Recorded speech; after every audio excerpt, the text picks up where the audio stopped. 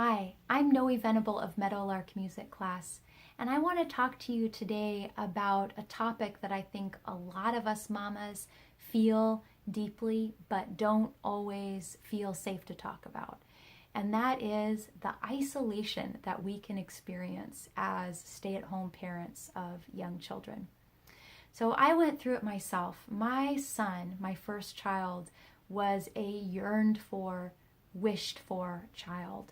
And when he finally came to us, and after a very difficult birth and time in the NICU and going through all that hard stuff and all the waiting for him to have come, I vowed that I would never take a day of it for granted, that I wouldn't take a moment of it for granted, that I would always cherish him and cherish my time with him.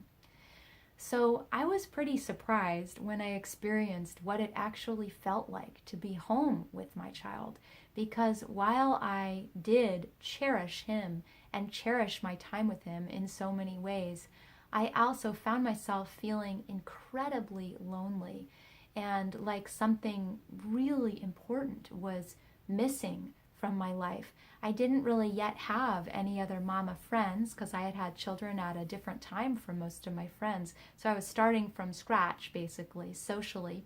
And I yearned for grown-up connection and also for the kind of the sense of being able to, learn from others about this task of parenting, which was just calling for resources that I didn't even know if I really had, in terms of the sleep deprivation and all the ways that it can actually be really pretty challenging being always every moment there for your baby. And what I want to share with you today is a really concrete, tangible tip for overcoming isolation, because I actually speak now on the other side of this journey. My children are older, and I've been through the beautiful experience of coming to find my mama tribe, partly through my teaching and partly just through, living and being in the world. And I've learned something really important that I don't hear a lot of people talking about and that I really just want to offer. And that is this. The way that we really start to build the kinds of connections that last and that deeply nurture us and our children is through regular contact. It's not enough to just have a play date here and there, although that can be really wonderful too. But where it really starts to change your life is when you are spending time with like-minded people regularly, whether it's 1 day a week, 2 days a week, 3 days a week. Some people find this through a class. This is definitely a huge part of why I teach my parent-child music class, Meadowlark Music Class. It's because I want to create a space for parents to be in community with one another. But whether or not you go with a class of mine or any other, there are other ways that this can serve you.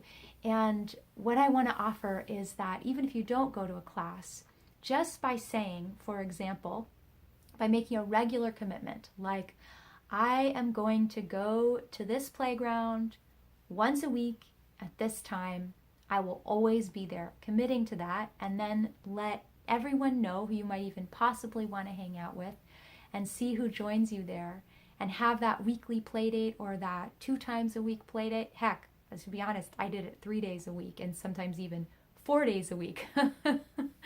And different people would come on different days. And that was really the beginning of starting to find my community. So I want to say, if you feel isolated and like it's been hard for you to overcome that, and maybe you're even asking yourself, why is it hard for me to find friendships that really stick or that I really feel fulfilled in, I would just offer that it might just be a matter of making it more regular. Just making a commitment to do it every week and finding people who will really commit to that with you. I have to share in my own journey of starting to connect with my village there were times, it's not always easy. There were times when I was in Prospect Park, I was in Brooklyn at the time with my son, and I was showing up at 10 a.m. and it was a really cold day or it was drizzly and we were totally on our own. Nobody, no one else came. And I would think in those moments like, gosh, wow, here I am, it would be nice if someone would come, but interestingly, those times were beautiful too. And I found that by committing to really continuing to do something every week, regardless of who came, and doing that with my son, I was actually committing to a dream. And the dream was that I want to live in a world where we all can feel our village. I want to be a part of creating that reality. And for me, those times where I was on my own were just a time when I sat with that dream and I sat with the yearning. And the beautiful thing is, if you do it for long enough, people begin to come. What I started there in those mornings in Prospect Park with my son flowered into a play group that served many, many people. And when I came to San Francisco, I continued it out here.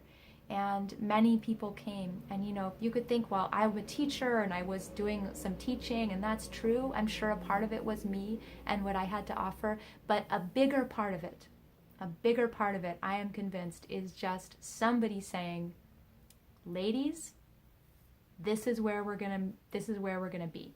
Just taking the initiative to just say, this is where I'm gonna be here.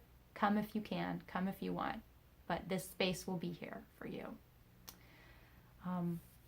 So I hope that's helpful, and thank you so much for watching, and I wish you a beautiful day.